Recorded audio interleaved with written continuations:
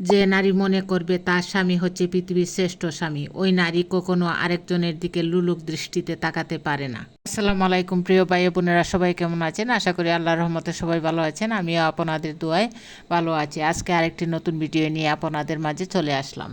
স্বামীর কথা শুনতে যদি আপনার বিরক্ত লাগে, স্বামীর কথাগুলো শুনতে যদি আপনার কাছে মূল্যহীন মনে হয়, তাহলে বুঝে নিয়েন শয়তান আপনার অন্তরের মধ্যে বাসা বেঁধেছে।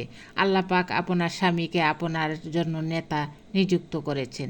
প্রতিটা স্ত্রীকে তার স্বামীর আনুগত্য মেনে নেওয়ার জন্য পবিত্র কুরআনের মধ্যে বলেছে। মনে রাখবেন, যেদিন মনে হবে আপনার স্বামীর কথাগুলো আপনার কাছে বিরক্তিকর, স্বামীর কথাগুলো মূল্যহীন, বুঝে নিয়েন আপনার পতন আপনার ঘরের দরজায় চলে এসেছে। স্বামীর সম্পদ অর্থ যদি নাও থাকে, স্বামী যদি আপনার চাহিদা মতো আপনাকে কোনো দামি পোশাক নাও দিতে পারে, তারপরও আপনি তার সাথে খারাপ ব্যবহার করবেন না, মন খারাপ করবেন না। যদি আপনার স্বামীর চরিত্রটা ভালো হয়, শুকরিয়া আদায় করবেন আল্লাহ পাকের কাছে। কারণ এই শহরে টাকা দিয়ে সুখ কেনা যায় না, সুখ তো তাকে স্বামীর আচরণে, তার ভালোবাসায়। যে তার স্ত্রীকে মন থেকে ভালোবাসতে পারে, আল্লাহ নিজেই তাকে রব প্রদত্ত মানসিক শান্তি দান করেন, যেটা পৃথিবীর কোথাও সে খুঁজে পাবে না।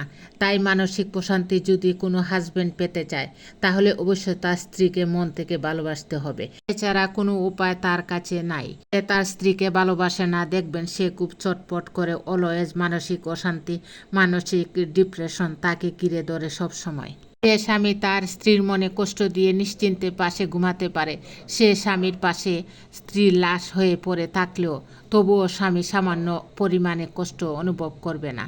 মনে রাখবেন, স্ত্রী আপনার দাসী বা বান্দি নয়, স্ত্রী আপনার জন্য নিয়ামত।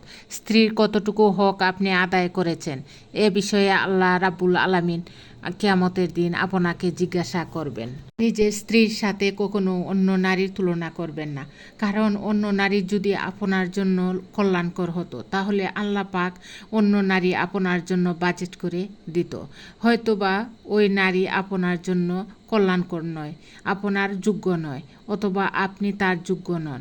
এজন্য আল্লাহ পাক তাকে আপনার জন্য বাজেট করেন নাই। যিনি আপনার যোগ্য অথবা আপনি যার যোগ্য, আল্লাহ তার সাথে আপনার জুটিটা মিলিয়ে দিয়েছেন। এজন্য অন্য নারীর সাথে নিজের স্ত্রী তুলনা করে তার মনটা ভেঙে দিবেন না। এমন নারী হও যে পুরুষ তোমাকে পাওয়ার পরে আল্লাহর দরবারে হাজার কোটি শুকরিয়া জ্ঞাপন করে।